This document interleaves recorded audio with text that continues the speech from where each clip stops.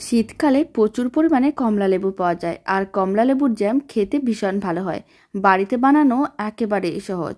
ছোট থেকে বড় যে কেউ খুবই পছন্দ করবে। বাড়িতে এইভাবে কোনো রকম কালার ছাড়া বা কোনো রকম কেমিক্যাল ছাড়া কমলা লেবুর জ্যামটা বানিয়ে দেখতে পারেন। নমস্কার, আমি রুমি। আপনাদের সবাইকে আবারও একটা দারুণ স্বাদের রেসিপিতে স্বাগত। প্রথমে এখানে আমি 4টে কমলা লেবু নিয়েছি, জল দিয়ে দিলাম বেশ কিছুটা পরিমাণে। এবার কমলা লেবুগুলোকে ভালো করে ধুয়ে নিতে হবে, তারপরে খোসাটা ছাড়িয়ে নিতে হবে। আমি 4টে কমলা লেবু দিয়ে রেসিপিটা বানানো দেখাচ্ছি। এবার আপনারা কম বা বেশি করতে পারেন। সমস্ত কমলা লেবুর পিসগুলোকে এইভাবে আলাদা করে নিতে হবে, তারপরে এইভাবে একটু ম্যাশ করে জুসটা আলাদা করতে হবে।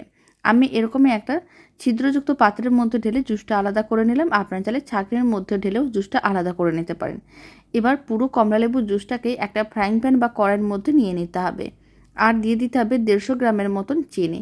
চিনির পরিমাণ কম বা বেশি করতে পারেন, তবে জ্যাম বানানোর সময় চিনির পরিমাণটা একটু বেশি করেই দিতে হয়। মিডিয়াম ফ্লেমে এইভাবে 3-4 মিনিটের মতন রান্না করে নিয়েছিলাম। চিনিগুলো মেল্ট হয়ে গেছে। এবার মিশ্রণটাকে নাড়াচাড়া করে ঘন করতে হবে। যত বেশি করে ঘন করা হবে জ্যামটা কিন্তু তত ভালো হয়েই রেডি হবে, আর অনেক দিন স্টোর করাও যাবে। এবার যে কোনো একটা পাত্রের মধ্যে ঢেলে রেখে দিতে হবে। ঠান্ডা হয়ে যাওয়ার পরেই জ্যামটা কিন্তু আরও অনেকটাই ঘন হয়ে যাবে। এখন 30 মিনিট পরে দেখাচ্ছি। আপনারা দেখুন জ্যামটা কিন্তু আগে থেকে অনেকটাই ঘন হয়ে গেছে।